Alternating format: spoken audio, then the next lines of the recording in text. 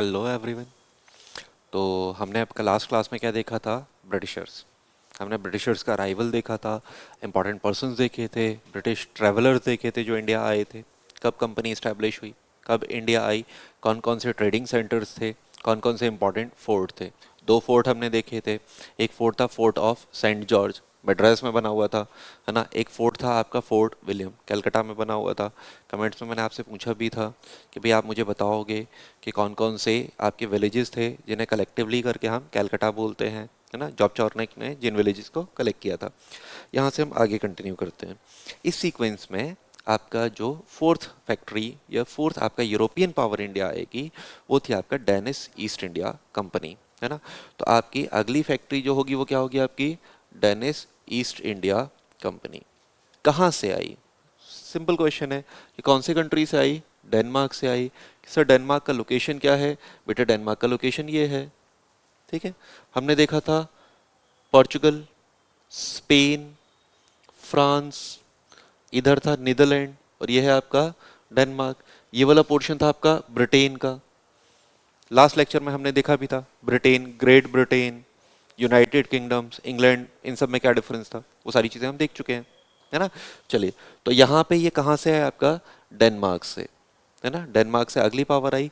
कोई political importance नहीं है, आएंगे अपना ट्रेड व्रेड करेंगे, एक दो कंपनीज खोलेंगे, ब्रिटिशर्स की पावर बढ़ जाएगी, ब्रिटिशर्स इन्हें मजबूर कर देंगे कि आपको इंडिया में जाना, इंडिया से जाना पड़ेगा, या अपनी सारी प्रॉपर्टी इंडिया में सेल करेंगे और वापस चले जाएंगे। तो कुछ भी इनमें से ऐसा कोई बहुत मेजर इंपॉर्टेंस नहीं है यहाँ पे।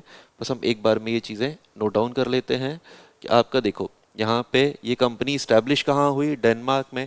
कब हुई? 1616 में। पूछा जाए डेनमार्क में स्टैब्लिशमेंट 1616।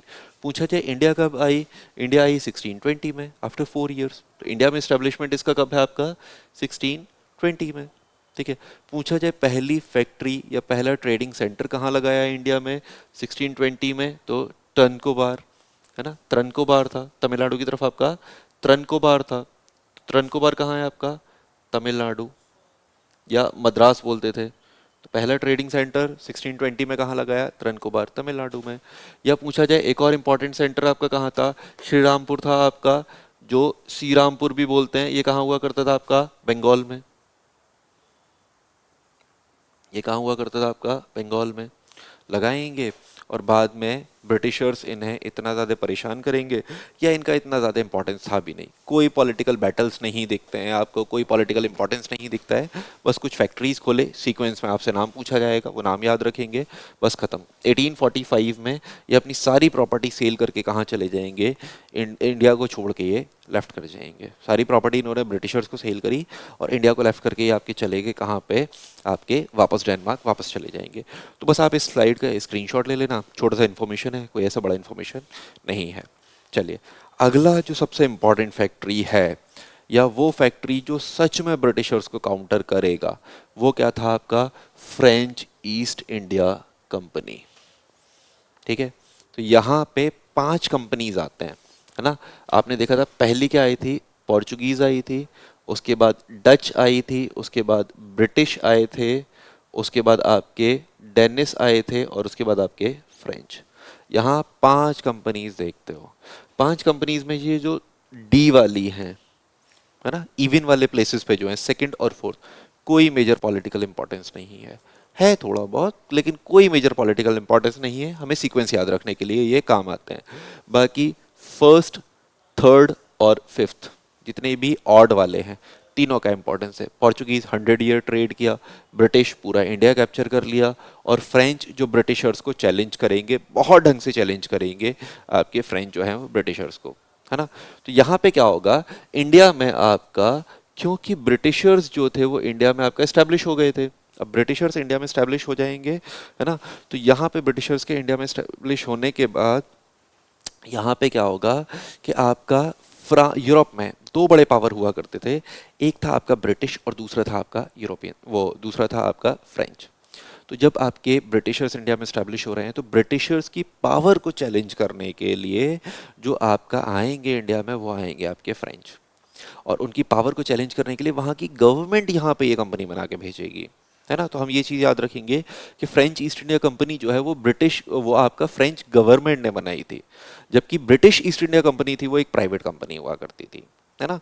चलिए हम यहाँ पे कंटिन्यू करते हैं कि फ्रेंच ईस्ट इंडिया कंपनी जो थी वो स्टैब्लिश कब हुई आपकी। अच्छा, देश मैंने आपको बताया फ्रांस, मैं कई बार बताया था आपको, पोर्चुगल, स्पेन, फ्रांस, है ना। यहाँ पे आपका हॉलैंड या नीदरलैंड, यहाँ पे आपका डेनमार्क, और ये आपका क्या था, ब्रिटेन। मैप को बेटा ये याद कर लेना, कोई भी आपसे पूछे आपको हमेशा सोते जगते ये याद रहे, इतना ज़्यादा ये आपके लिए ईजी हो जाना चाहिए, ठीक है। चलिए, तो आपका पूछा जाए फ्रेंच ईस्ट इंडिया कंपनी जो है, सॉरी ये वाली स्लाइड थी, है ना। आपसे पूछा जाए कि फ्रेंच ईस्ट इंडिया कंपनी जो है वो कब इस्टेब्लिश हुई, 1664 में। कहाँ इस्टेब्लिश हुई, फ्रांस में, 1664 में ये इस्टेब्लिश होगी। और ये इंडिया कब आएगी आपका, 1668 में, ऑलमोस्ट 4 ईयर के बाद ये आपका इंडिया आएगी। मैंने बताया था ये कि ब्रिटिश गवर्नमेंट ने बनाई थी, वहाँ का जो राजा हुआ करता था, किंग हुआ करता था, उसने ये कंपनी आपका इस्टेब्लिश करी थी। तो आपसे पूछा जाए कि जब French east India company establish हुई, है ना, उस टाइम आपका फ्रांस का किंग कौन हुआ करता था। तो आंसर रहेगा आपका किंग था लुइस 14। और पूछा जाए उसका मिनिस्टर कौन हुआ करता था, तो उसका मिनिस्टर जो था वो था कॉलबर्ट। तो यहाँ पे हम फ्रेंच किंग का नाम याद रखेंगे, लुइस 14, और उसका जो मिनिस्टर हुआ करता था या प्राइम मिनिस्टर जो था वो क्या था, कॉलबर्ट। ये दोनों मिलकर आपका फ्रेंच ईस्ट इंडिया कंपनी बनाएंगे ब्रिटिशर्स की पावर को इंडिया में चैलेंज करने के लिए, और ये कंपनी जो है वो इंडिया में भेजी जाएगी। अब ये इंडिया भेजी जाएगी जब ये कंपनी, तो यहाँ पे पूछा जाता है कि पहला वो कौन फ्रेंच था, या पहला फ्रेंच गवर्नर कौन था जो इंडिया आया, या इंडिया में जो इन्होंने पहली फैक्ट्री स्टैब्लिश करी, वो पहली फैक्ट्री स्टैब्लिश किस पर्सन ने करी, किस फ्रेंच गवर्नर ने पहली फैक्ट्री स्टैब्लिश करी। तो यहाँ पे आपका कैरॉन करके, है ना, फ्रेंकोइस कैरॉन करके एक पर्सन था जो फर्स्ट फ्रेंच गवर्नर था इंडिया के लिए। तो हम याद रखेंगे first French governor in India कौन था, आपका कैरॉन। कैरॉन इंडिया आएंगे, यहाँ पे आपका फैक्ट्री स्टैब्लिश करेंगे, और स्टैब्लिश करने के बाद यहाँ पे आपका रूल करेंगे, है ना। पूछा जाए कि पहली फैक्ट्री कहाँ स्टैब्लिश करी, तो बेटा मैं आपको बार बार बता रहा हूँ कि ये क्यों आए थे, ये ब्रिटिशर्स को चैलेंज करने आए थे। तो ब्रिटिशर्स की पहली फैक्ट्री कहाँ थी, सूरत में। इनकी पहली फैक्ट्री कहाँ रहेगी, सूरत में, है ना। फर्स्ट फैक्ट्री कहाँ रहेगी आपका, सूरत में। तो फर्स्ट फैक्ट्री 1668 सूरत। ब्रिटिशर्स की सेकंड फैक्ट्री कहाँ थी, साउथ इंडिया में, मसूलीपट्टनम में, है ना।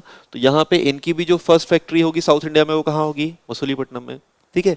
उसके बाद जो आपके फ्रेंच का सबसे इंपॉर्टेंट फैक्ट्री हुआ करता था, वो सबसे इंपॉर्टेंट फैक्ट्री आपका था, वो था आपका पौंडीचेरी, जिसे हम अभी पुदुचेरी बोलते हैं। तो आपसे पूछा जाए भाई पुदुचेरी जो है वो आपका कब या कैसे फ्रेंच के कंट्रोल में आया, है ना।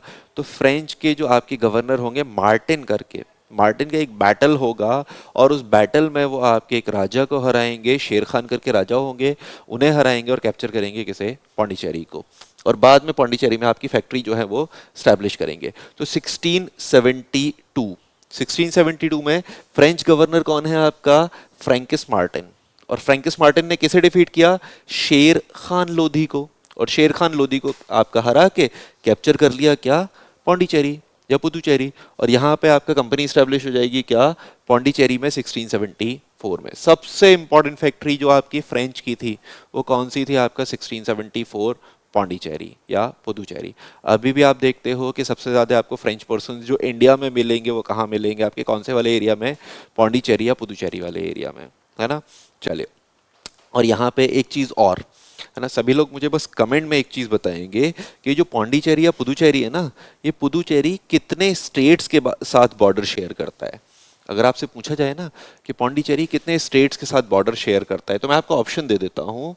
ऑप्शन में मैं आपको देता हूँ, देखो पहला ऑप्शन है 1, दूसरा ऑप्शन है 2, तीसरा ऑप्शन है 3, और फोर्थ ऑप्शन है आपका क्या, 4, है ना, ABCD, है ना। तो चौथा ऑप्शन जो है वो आपका वो है 4। तो सभी लोग मुझे कमेंट करके बताएंगे कि पौंडीचेरी कितने स्टेट्स के साथ बॉर्डर शेयर करता है, ठीक है। चलिए, है ना, एक लास्ट चीज और हम देखते हैं कि यहाँ पे आपसे पूछा जाए who was the most important governor of French, है ना, the most important French governor in India. तो बेटा याद रखना, आपके एक गवर्नर थे जिनका नाम था ड्यूप्लेक्स, है ना, एक फ्रेंच गवर्नर थे जिनका नाम था जोसेफ फ्रैंकोइस ड्यूप्लेक्स, सबसे ज़्यादा इंपॉर्टेंट गवर्नर रहेंगे। इंडियन पॉलिटिक्स को समझने वाला, इंडियन पॉलिटिक्स को सच में समझने वाला जो एक फ्रेंच पर्सन था वो ड्यूप्लेक्स थे। ड्यूप्लेक्स आएंगे, बहुत कोशिश करेंगे कि फ्रेंच पावर को इंडिया में स्टैब्लिश किया जाए और ब्रिटिशर्स को डिफीट किया जाए। और जब तक ये इंडिया में रहेंगे ऐसा होगा भी कि आपके फ्रेंच जो होंगे वो ज़्यादा पावरफुल होंगे आपका ब्रिटिशर्स से, लेकिन बाद में इनका ट्रांसफ़र वगैरह होगा, चीज़ें आपकी चेंज हो जाएंगी। तो नेक्स्ट क्लास से हम देखेंगे कि कैसे आपका ड्यूप्लेक्स जो होंगे वो आपका ब्रिटिशर्स को हराने की कोशिश करेंगे, कैसे जो है वो आपका इंडियन पॉलिटिक्स में इंटरफेयर करेंगे, इंडियन किंग्स का यूज़ करने की कोशिश करेंगे आपका फ्रेंच को पावरफुल बनाने के लिए। तो आपका नेक्स्ट क्लास में ये सारी चीज़ें कंटिन्यू करेंगे। आज की क्लास यहीं तक रखते हैं। Thank you.